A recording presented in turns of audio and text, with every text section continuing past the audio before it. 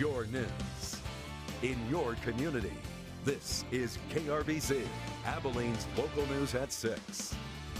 Good evening, I'm Kathleen Barkley. And I'm David Bacon. Thank you for joining us. It was a very busy day at Abilene City Council with a lot on the agenda. Hendrick Medical Center has the go-ahead from the council to start a big project in North Abilene. Hendrick has bought a number of homes along Cedar Street and taken over an alleyway to build a block of several apartment homes for students attending the Abilene campus of Texas Tech Health. The state-of-the-art buildings are right across the street from the campus. City leaders say the renovation is a great way to rejuvenate one of Abilene's oldest areas. The City Council also endorsed today the proposal from State Representative Stan Lambert to designate part of Texas Loop 322 as the Rodney Holder Memorial Highway. Holder was a veteran Abilene motorcycle policeman who was killed in a traffic accident in 2010. That fatal accident happening on Sales Boulevard. And Holder, there's already a section of U.S. Highway 83 named for him, but Lambert's proposal before the state legislature would change that to the loop. The city of Abilene is looking to get some funding for a program championed by Police Chief Stan Stanrich. The police and fire departments are teaming up with the Betty Hardwick Center to apply for a $1.5 million grant. That money would create crisis response teams consisting of a police officer, paramedic, and mental health worker. Right now, 2 officers respond to mental health calls, but this change would keep mental patients out of jail and give them the care they need. There's an opportunity to divert them from the criminal justice system and get them in touch and proper mental health care. It saves the taxpayers money, and it doesn't criminalize something that really shouldn't be criminalized. It's just about treating people with dignity and respect. If the city gets the grant, it will keep people with mental illness from cycling in and out of jail. More local news coming up in 60 seconds. First, Pete has your first check of the forecast. Well, thank you, guys. David, Kathleen, a beautiful day is coming to an end. As you can see on the sky cam, we got a real pretty West Texas sunset. And right now, it looks like 75 degrees, your current temperature. We'll talk more about the winds and such in a little bit. All right, thanks, Pete.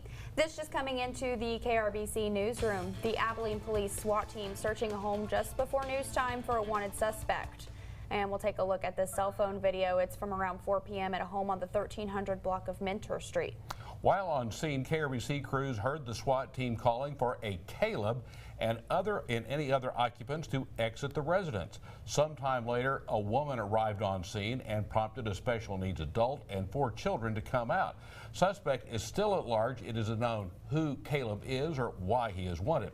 As this story continues to develop, you can stay updated on BigCountryHomepage.com.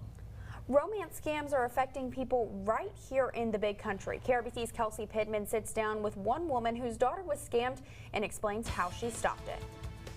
She said, "I'm dating Blake Shelton." One woman speaking out after her daughter was scammed. My daughter is an incapacitated adult, so I am her full legal guardian at her request. Meeting the supposed star on a social media app. He sent me a message and told me how beautiful I was and that he's going to leave Gwen. Learning that she wired $65 to him. I, at that point, took her credit cards from her because I allowed her to have one so she could learn how to manage credit. Catching the red flags before they lost too much money. John Reagans with the Better Business Bureau says, be careful online and be educated. Understand that as you get more and more red flags in this situation, like A, you don't know the person, B, you've never met the person, C, they're asking for money. If something feels wrong, Reagan says to report it on Scam Tracker. Thousands of people are using it every day, and the more that do it, the more we can help. Despite her mom sending it to Scam Tracker and despite the red flags, she wholeheartedly believes that they're going to Hawaii in October to be married. In Abilene, Kelsey Pittman, KRBC, Abilene's local news. All right, thanks, Kelsey. For the link to the Scam Tracker, go to our website, BigCountryHomepage.com. A young man is spreading some positivity at Abilene today. He asked to remain anonymous, but went out of his way to buy every sophomore girl at Wiley High School a carnation for Valentine's Day. It all started last summer when he says he felt God pulling him to spread kindness. Hopefully this inspires other people to do nice things, big or small. Saving up through the summertime, he spent $200 to send a flower to every girl in the class. Just wants to see the world smile and he wants no credit for it at all. He just wants to see some joy on this day, I think. The message written on every card was, God loves you. Absolutely love that. Well, let's go to another small town in the big country now. The students in Ira's Independent School District are in high spirits after winning $10,000 in a nationwide contest benefiting athletic departments across the country. Powerade hosted a video competition giving students the opportunity to showcase the need of their school. The video highlighting the softball practice field, track, and football field. The school district won $2,500 last year in the same contest, but one senior who directed the project says she felt challenged to win that grand prize. I have to do better so I could get like the people that wanted to help me, which was my classmates that were dedicated to help me. And I believe that I was just like, oh, I hope I win this because it's a big prize. I was like, this is going to be great for the school. Ira ISD officials say they're not sure what exactly the money will be used for yet, but the softball field is one of the district's top priorities. On the eve of the anniversary of the Parkland High School shooting, the House Judiciary Committee advancing a bill that would require a background check for all gun sales and most gun transfers in the United States. Democrats are pushing to pass this law. They say it will better protect Americans from gun violence, but many Republicans say making it harder for good guys to get guns isn't going to help. Bree Jackson is in Washington with more. Democrats are making gun control a priority, and they're hoping to use control of the House to get legislation, including the Bipartisan Background Checks Act, passed. That people who are eligible and qualified to own a gun, they can still own a gun. House Democratic Whip James Clyburn says the proposed bill expands federal background checks to include gun shows and online sales.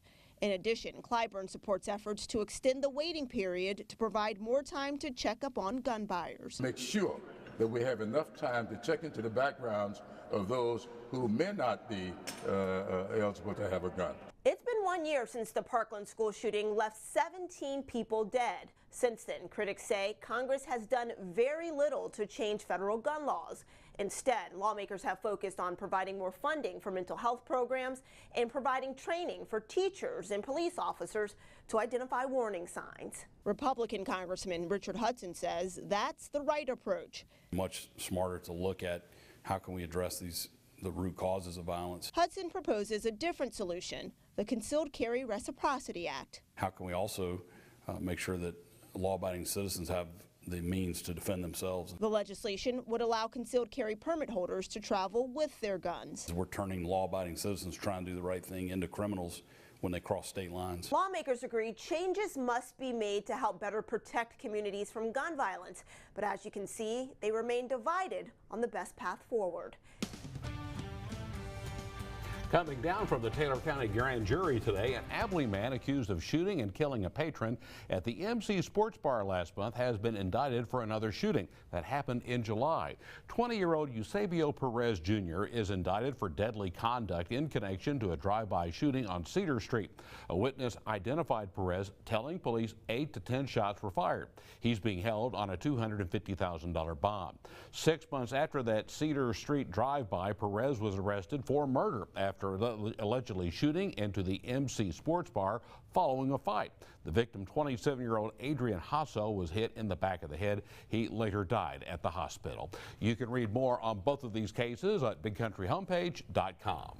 Well, there was good news announced at the annual United Way luncheon today at the Abilene Convention Center. As we report on what's happening in your community, hundreds gathered downtown to hear what the final numbers were for the United Way Fund Drive, and it was announced more than $2 million was raised. That surpassed last year's total and more than what the goal was for the year. Also, doctors Sarah and Talmadge Trammell were named as the top volunteers of the year. This is the first time that a couple has been honored with this award from the United Way.